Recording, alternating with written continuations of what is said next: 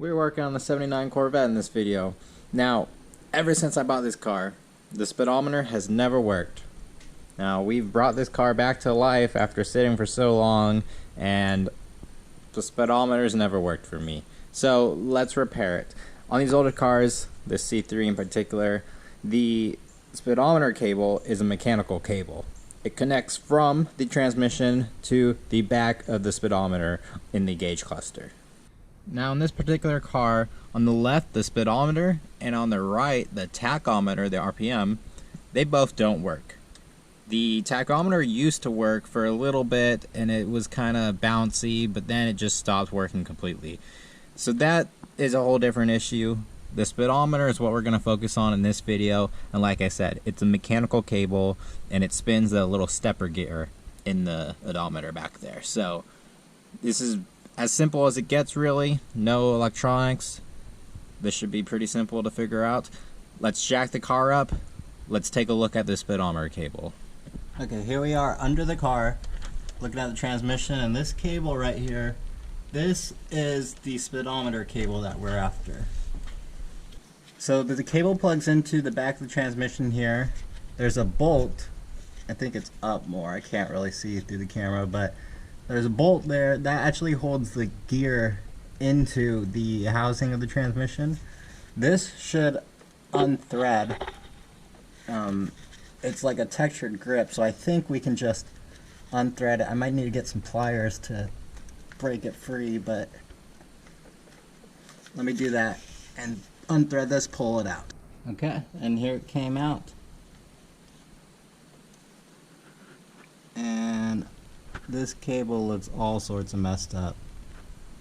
My suspicion is the cable's broke, but look at that mess. Let's try pulling some out and see what it looks like. Well, I would say on a matter of that cable looking like that, and this being the end piece of the cable, yeah, this cable is destroyed. So step one in removing the speedo cable that's in here is getting it out. Now, since this is a 79, the 78 to 82 have this more boxy dash. So one way to do it is just to remove the lens here, and then you can pull out the speedo gauge, and we can get to it that way.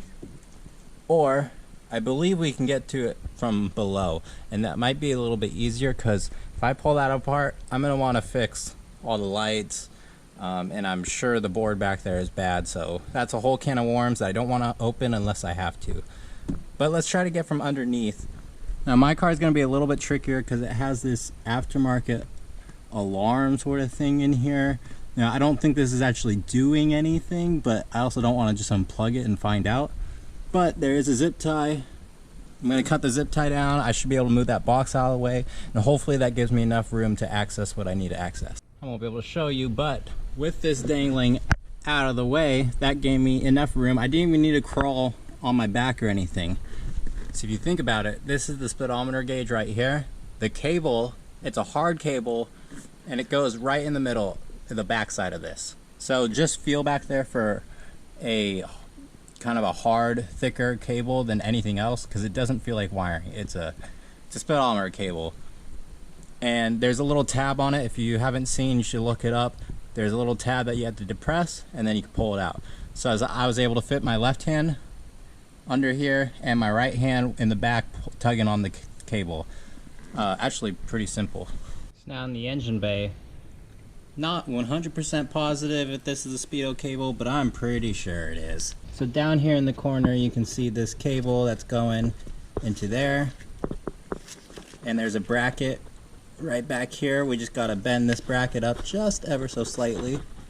We can pull the cable out of it. There we go. And now I can just pull this out.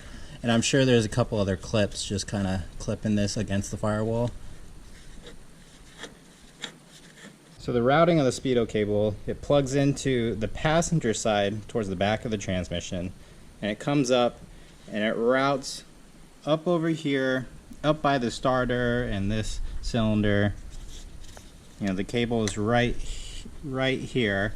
It hugs the firewall, and it makes its way into this grommet to enter the firewall where it eventually plugs into the Speedo. Now again, this is a non-cruise control model, so that means it has one long cable from the trans to the gauge. Some with cruise control will have two cables, and it routes here, it hugs the firewall same way, and then it tucks in towards the driver's side fender area, and there's a cruise control modulator or accumulator or something like that, and then a second cable goes into the dash. Here's the two Speedo cables, old versus new. The fittings are the same, that's important. The other thing that's important is the length. Now from factory, these C3 Corvettes, the one-piece cable was 72 inches long. This aftermarket one is 80 inches long. So it's about 8 inches longer. That means I need to find some room to tuck it somewhere, and I can't let it kink or anything. But this one was available at the parts store same day, and it was half the price as some of the other Corvette ones. You know, this was just a standard Turbo 350 trans Speedo cable. This one is you would order this as a Corvette specific one, but it's twice the price, and a lot of them, the reproduction ones, are 80 inches long, not 72. The 72 one is getting kind of hard to find. But if you care about like factory correct restoration stuff, then you'll definitely want to look for a 72 one. Let's throw this one on the car. And looking at this one, this old one, you see it's all like shredded and melted. You know, this is the transmission side, and the exhaust used to run under the car, so I'm sure this rubbed up against the exhaust, and that's probably what led to it destroying itself. Tricky part was putting this grommet back on over this cable. Took a screwdriver to just kind of maneuver it, but we're on. Now let's put it in through the firewall hole. Get back onto the car to show you the finished routing. So it screws into the transmission here at the speedometer area. I zip tied it up. So since this cable is long, I zip tied it up here to put a little bit of slack here. That way I get the excess out of the engine bay, and I just keep it under the car where you're not going to see it. This cable is not low enough to where you're going to see it. It's not lower than the side pipe, so we're good.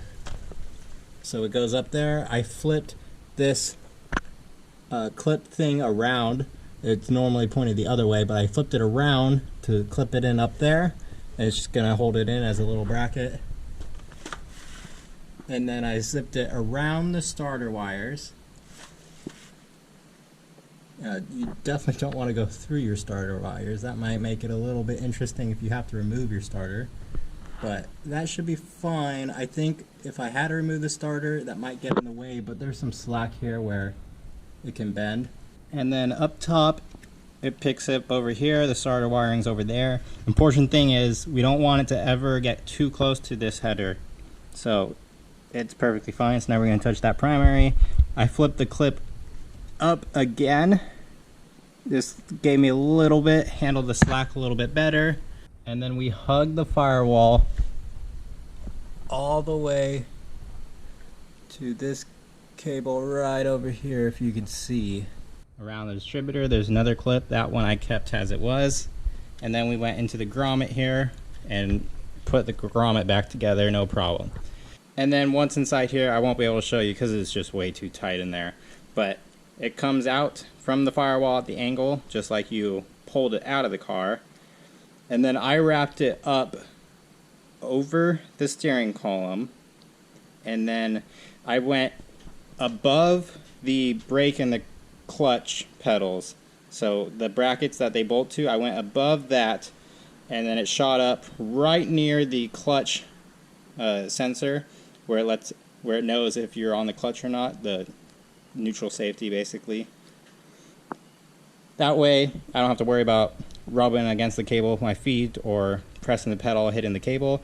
You could go under the steering column and use the excess slack that way, but I don't think that's the right way to do it. I think it's supposed to go above the steering column, kind of like what I did. And then it just clips in. You don't have to press the tab or anything. You just press it in. Once it's in, the the tab locks down and it's in place and you're good. And that's all there is to installing the Speedo cable on this 79 Corvette. So again, this cable applies for the 78 to 82, and really any C3 that you want just a single cable to, this is how it's done. The older cars without this dash, it might be trickier to access, but I believe you can get to it from underneath. But that's all it was. Now I'm not going to be able to test drive it and prove that it works. You're going to see I have a couple videos coming up with this car where we start tearing into it, making it a little bit nicer, and staying within budget, of course. But look forward to those. Thanks for watching, and I'll see you in the next one.